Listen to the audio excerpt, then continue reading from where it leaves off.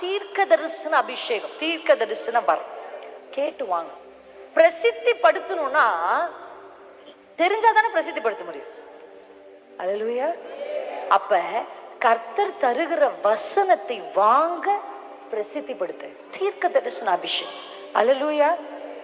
ஏன்னா நான் பாக்குறேன் நிறைய குடும்பங்கள் என்னன்னா, ஒரு தவறான காலேஜ்ல போய் சேர்த்துறது, இல்ல ஒரு தவறான மனுஷனுக்கு கல்யாணம் பண்ணி வைக்கிறது. அல்லேலூயா. தேவ சித்தம் இல்லாத இடத்துல நம்மள பிள்ளைகளை விட்டுறது, அதுக்கப்புறம் அதனால ஏற்படுற தாக்கத்தை சமாளிக்கிறது. அல்லேலூயா. இதுவே கிறிஸ்துவ குடும்பங்கள்ல வழக்கமாயிருச்சு. ஏதாவது ஒரு பிரச்சனை போய் சிக்கிட்டு, சிஸ்டர் சிக்கிட்டேன் சிஸ்டர், எப்படி வெளியே வருது சிஸ்டர், அதுக்காக ஃபாஸ்டிங், அதுக்காக போராட்டம், அப்படியே நம்ம லைஃப் போயிட்டு இருக்கு. இது இந்த லைஃப் கர்த்தர் கிறிஸ்தவர்களுக்கு முன்குறிச்ச வாழ்க்கை இது கிடையாது. அல்லேலூயா. அல்லேலூயா. ஆமென். அல்லேலூயா. அப்ப கர்த்தர் முன்குறிச்ச வாழ்க்கை என்னன்னா, தெளிவாய் கர்த்தர் முன்னே போவாரு, அழகா நீங்க பின்னாடி போலாம்.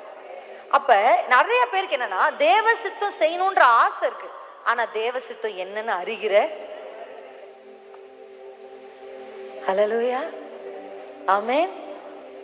என்னோட பாஸ்டர் ஒரு வார்த்தை அடிக்கடி சொல்வார், ஆசைப்பட்ட மட்டும் பத்தாது, அர்ப்பணிக்கணும்னு வரும்.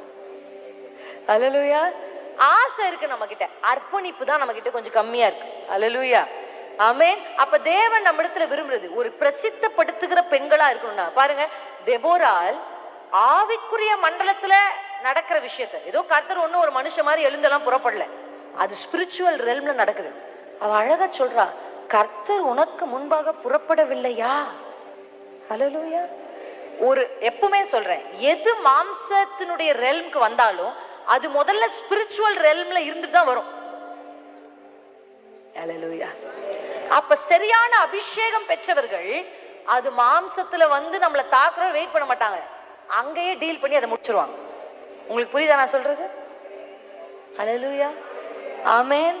அந்த பிரச்சனை நம்ம வீட்டுக்கு அது நம்மளை தாக்கி, அதுக்கப்புறம் நம்ம உடைஞ்சு, அதுக்கப்புறம் ஒரு உபவாசம் போட்டு எழும்புறதெல்லாம் இல்ல. அது அங்க வரும்போதே இங்க உணர்வு வந்துடும், இல்ல சம்திங் இஸ் ராங். 3 மணிக்கு கர்த்தர் எழுப்புறாரு, 3:30 மணிக்கு முழங்கால் படியிட சொல்றாரு, ராஜாமத்துல திடீர்னு 1 மணிக்கு கண்ணு முழிக்கிறோம், கர்த்தர் சொல்றாரு, எலும்பு எலும்பு ஜெபி, எலும்பு ஜெபி. அல்லேலூயா.